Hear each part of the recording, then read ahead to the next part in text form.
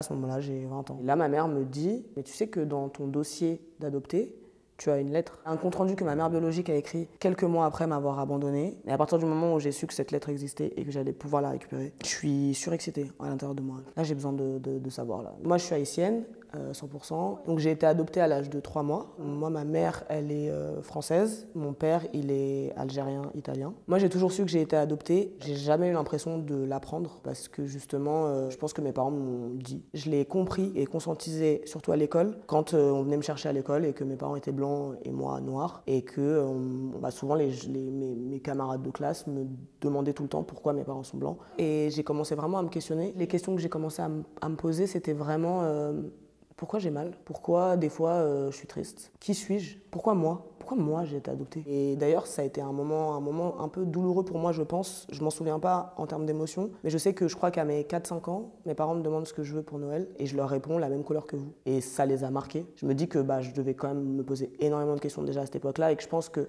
du coup, le questionnement de tous ces enfants autour de moi devait en vrai me déstabiliser, me faire du mal ou faire en sorte en tout cas que je comprenne plus ce qui se passe. Alors que depuis que j'étais née, j'avais l'impression d'être à ma place. Et d'un coup, on me pointait du doigt le fait que c'était étrange que je sois à cette place-là dans ma famille. Quand je suis arrivée en primaire, il s'est passé un événement qui a fait que là, j'ai compris que j'étais en souffrance. C'est-à-dire que ma mère est intermittente du spectacle, du coup elle est costumière. Et là, elle faisait le tournage de Astérix Obélix Mission Cléopâtre au Maroc. Et donc elle partait 4 mois. Et moi, c'était ma rentrée de CP. Et à ce moment-là, tous les matins, j'étais en crise d'angoisse. J'arrivais pas à rentrer dans l'école parce que je voulais que ma mère soit là. Je pense que je comprenais qu'elle était partie travailler, mais j'avais surtout peur qu'elle revienne pas. Et donc du coup, j'étais vraiment profondément perdue. Avec le recul maintenant, je me rends compte que j'ai eu énormément, et encore aujourd'hui, énormément d'anxiété, d'angoisse à l'idée de perdre particulièrement ma mère. Et en fait, ça a été la première fois que j'ai eu cette sensation-là de manière violente. Moi, surtout le mot abandon, il est arrivé plus tard. C'était plus moi, au début, ce que je disais, c'est j'ai été adoptée.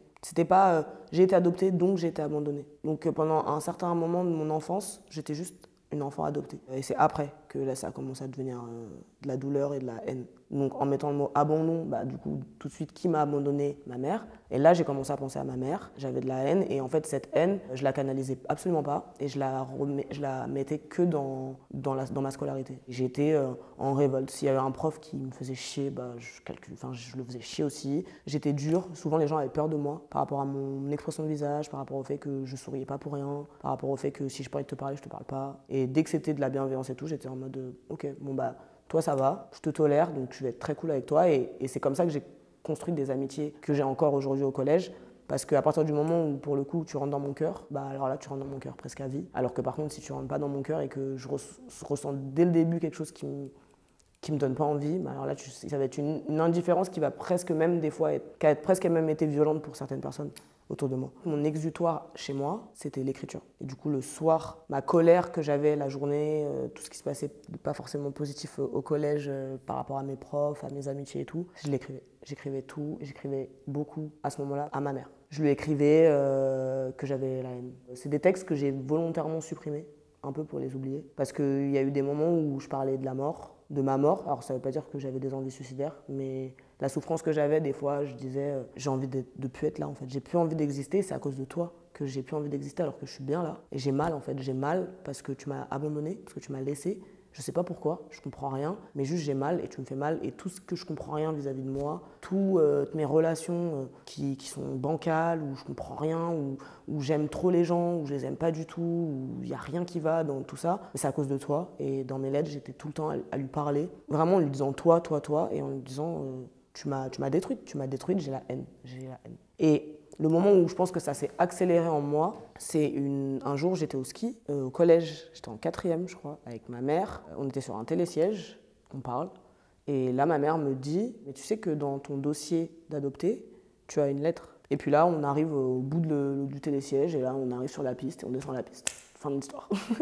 Déjà, je pense qu'elle l'a dit comme ça, parce qu'elle ne savait pas comment me le dire. Et moi, la manière dont je l'ai reçue et pas traitée, je pense que c'était vraiment parce qu'elle a réussi à me faire comprendre que ça lui faisait quelque chose. Et du coup, j'ai juste connecté au fait que ça lui faisait quelque chose. Donc moi-même, j'ai mis de côté un peu l'info en me disant, bon, j'en parlerai plus tard, ou j'en parlais pas à mes parents. Parce que j'ai l'impression que là, c'était déjà beaucoup de me dire ça, mais j'en ai jamais voulu pour le coup, par contre. Je me suis jamais dit... Je me suis jamais dit elle aurait dû le faire autrement. Je sais pas, tout de suite j'ai compris, je me suis mis à sa place. J'ai pas trop cherché les infos à mes parents par rapport à moi, mes origines et tout, mais par contre, on a quand même beaucoup parlé de nous, de ma vie, de l'adoption, parce que ma tante, la sœur de mon père, a adopté 3 enfants, et dans les 3 enfants, il y en a 2 qui sont haïtiens, et donc du coup j'ai des cousins adoptifs haïtiens. Mon père il parraine des enfants là-bas, donc voilà, on n'est jamais allé, mais il a un contact avec Haïti. Du coup j'ai toujours été informée, et on a toujours parlé d'Haïti, de la musique haïtienne aussi, de tout ça. Ils m'ont toujours connecté de manière historique ou culturelle à Haïti. Au milieu de mon année de seconde, il y a le séisme à Haïti de 2011. Toute mon année, ma fin de seconde, ça a été un enfer parce que j'ai eu une douleur aux dents qui a duré 3 mois. Et en fait, je suis allée voir peut-être 12 dentistes, 8 ORL. Je suis allée genre peut-être une dizaine de fois aux urgences parce que j'avais mal aux dents. Et du coup, c'était compliqué parce que du coup, je ratais beaucoup l'école. Donc là, ma mère décide de m'emmener à l'hôpital pour enfants Robert Debré. Et du coup, là, je me souviens de rien. Et en fait, après coup, j'ai appris que j'avais vu une femme, je sais pas quel est son corps de métier, c'est un médecin, mais je sais pas ce qu'elle fait. Et j'ai la sensation, du coup, après coup, de m'être fait hypnotiser parce que je me souviens de rien. Mais juste, je suis sortie de son cabinet, elle a dit à ma mère, elle était stressée, maintenant ça va mieux. Et à partir de là, du coup, j'ai compris que toute mon année de seconde, qui était pour moi un peu les 30 glorieuses, où la vie est cool et tout, en fait, c'est la première fois de ma vie que j'ai somatisé. La somatisation, c'est peu importe l'émotion, quand on la vit pas, le corps essaie de nous exprimer via des maladies ou via une douleur. Donc le fait en fait de mettre complètement de côté tout ce que je ressens vis-à-vis de cette adoption, cet abandon, et en fait il a ressurgi en pleine tête à partir du moment où il y a eu le séisme à Haïti. Et du coup, la répercussion, ça a été mon problème aux dents, qui était en fait une accumulation de stress. Au moment où je découvre que c'était de la somatisation, en fait je rencontre une femme.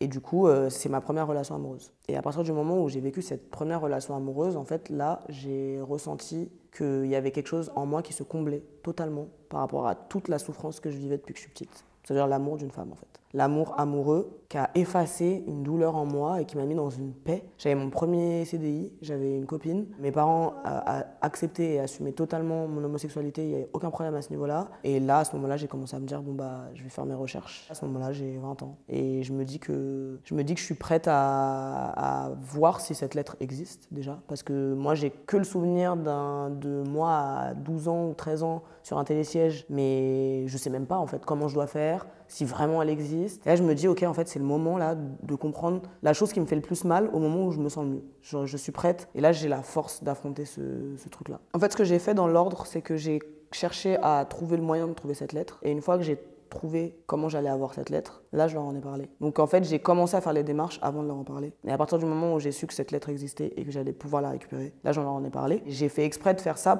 en leur expliquant que je voulais pas les faire souffrir et que de base, c'est même pas quelque chose qui leur appartient. Ils l'ont très bien accueilli. Ils m'ont dit que s'ils avaient besoin de moi, ils seraient là. Et il n'y a aucun moment où ils m'ont fait ressentir. Peut-être qu'ils ont ressenti des émotions, eux, mais en tout cas, ils ne me les ont pas fait ressentir. Vient le jour où je récupère cette lettre. Du coup, il y avait une psy. Et du coup, donc, je m'assois en face d'elle. Et donc, elle me donne beaucoup de papiers au début qui sont que des paperasses administratifs, l'adopté, l'adoptant. Et donc là, elle me dit donc, il y a un compte-rendu que votre mère vous a laissé. Je vais vous le lire. Et en gros, au début, elle me dit, je vais vous le lire parce qu'elle me dit, vous allez apprendre beaucoup de choses et on a l'habitude de faire ça. Et je pense que c'est mieux si moi, je vous lis, on lit ensemble en fait. Je vous accompagne, on fait une lecture à 2. Comme ça, quand vous avez besoin de pause, on pause. Si vous avez besoin de parler de ce que vous êtes en train de lire. Enfin, en gros, il y avait vraiment un côté psychologique autour de ça. Parce que ce serait trop violent de donner le dossier à quelqu'un et ciao. Moi, j'ai trouvé ça cool. Je savais pas du tout. Je m'attendais pas du tout à ça. Je pensais justement que j'allais récupérer le truc et je savais pas du tout. Je suis surexcitée à l'intérieur de moi. J'ai hâte. Et en même temps, je sais pas. C'était tellement fort que j'ai pas l'impression d'avoir pris le temps de conscientiser ce qui se passait sur le moment, de vivre le moment présent. Enfin, j'étais juste en mode, là, j'ai besoin de savoir. Là, j'en suis. En plus, là, elle me donne l'information qu'il y a beaucoup de choses. Donc là, let's go, en fait. Faut que je le sache, quoi. C'est un compte-rendu que ma mère biologique a écrit quelques mois après m'avoir abandonnée. Et en fait, je pense que c'était dans un contexte associatif où elle demandait de l'aide. Et du coup, la personne qui l'a reçue lui a proposé d'écrire son histoire et que moi, je pourrais avoir ce compte-rendu-là qu'elle écrit. Donc, elle ne s'adresse pas à moi. Elle parle d'elle à la 3e personne. Donc le compte-rendu commence quand ma mère biologique a 17 ans. Et en fait, à ses 17 ans, c'était dans les années 90. Et donc à Haïti, il y avait un coup d'État, un dictateur qui avait pris le pouvoir, une guerre civile dans le pays, donc des gens qui sont complètement sous l'emprise de la dictature, des gens qui sont contre. Et en fait, mes grands-parents biologiques à ce moment-là sont contre. C'est des agriculteurs et ils sont contre ce coup d'État et cette dictature. Et apparemment, ils le revendiquent. Donc ma mère, elle a 17 ans et elle a un grand frère. Rapidement, dans le compte-rendu, on comprend que la révolte de mes grands-parents s'est sue. Et donc, en fait,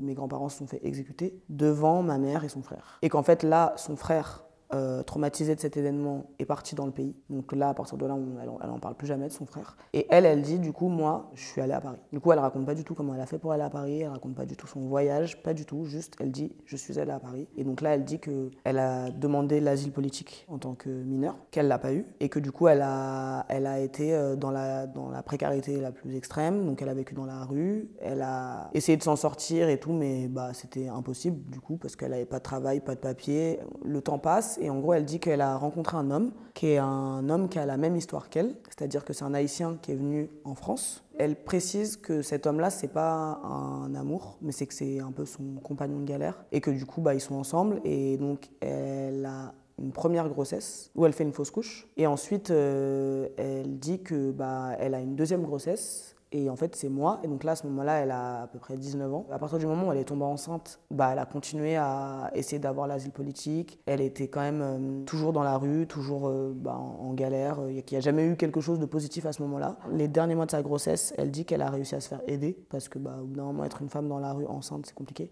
Elle a accouché, elle ne pouvait pas me garder et je suis née sous X. Et à la fin du compte-rendu, elle dit que mon père est parti aux États-Unis. Et voilà. À ce moment-là, je crois qu'il y a beaucoup de moments où je pleure. Et vraiment, ce que j'ai ressenti tout au long de cette lettre, c'est de la compréhension. Genre, ma haine, elle a disparu, mais presque physiquement, tu vois, j'ai vu ma haine s'en aller. Et surtout, ce qui est fou, c'est que j'ai découvert ma lettre à 20 ans et le moment où ma mère m'a eu, elle avait 20 ans. Et du coup, j'avais vraiment l'impression Enfin, je revoyais ma vie à moi, puis j'imaginais la sienne qu'elle me racontait, que j'apprenais là. Et il se passait plein de trucs, mais surtout, c'était en mode... Je repensais à la haine que j'avais eue vis-à-vis d'elle, je repensais à tous les textes que j'ai écrits, je repensais à tout ce que j'ai emmagasiné en moi en termes de souffrance vis-à-vis d'elle, et ça s'est effacé. J'étais apaisée. Déjà, ça m'a fait comprendre énormément de choses vis-à-vis de... Même, par exemple, moi, je crois à la mémoire génétique. Et par exemple, ça m'a fait comprendre un peu mon rapport à la mort, clairement. J'ai été mise au monde par une femme qui a vu la mort de ses parents. Donc, en fait, il y a plein de liens qui se sont créés vis-à-vis de tout ce que j'ai ressenti quand j'étais jeune et tout ce que je vivais à ce moment-là. En fait, c'est comme si tout ce qui s'était passé, que ce soit, souvent dans le négatif, ça m'avait amené à cette place-là. Et qu'en fait, ça y est, c'était un peu le moment où j'avais le droit d'être en paix et que j'avais le droit de m'apaiser à ce sujet-là et que juste maintenant, tout est pourquoi t'es là, pourquoi qu'est-ce que tu fais là, pourquoi moi, pourquoi je suis abandonnée. En fait, là, c'est même plus moi, en fait. Et là, en fait, presque, j'ai commencé à comprendre qu'en fait, c'est même pas moi. C'est même pas ma mère, c'est la vie, c'est la société, c'est le monde. Et là, ça a pris une ampleur tellement au-dessus de moi que ça m'a apaisé. Mais en même temps, ça m'a révolté du coup sur d'autres points. Mais d'un coup, ma mère et moi, on était dans la même équipe. Elle a souffert et elle a essayé de faire en sorte que je sois bien. Et le fait que finalement, j'ai souffert à cause de cet abandon, mais que j'ai cherché à comprendre et qu'à mes 20 ans, je sache ça, c'est comme si j'avais l'impression à ce moment-là de ma vie d'être le plus connecté à elle possible. Et ça me faisait un bien fou. Presque, je lui demandais pardon d'avoir eu la haine, mais c'était gentiment, c'était avec moi-même, et c'était en même temps, je me disais, mais si elle m'avait vu dans ces états-là, elle aurait trouvé ça normal que je ressente ça, parce que je savais pas. Enfin, du coup, je sais pas, le puzzle, il s'est complété, et j'étais en mode, ok, là, je me comprends beaucoup mieux, je comprends tout. Merci, parce que j'ai rencontré mes parents, et en fait, merci, parce que je suis qui je suis, et trop bien, en fait, merci. Et j'espère que tu vas bien, quelque part, tu vois, mais...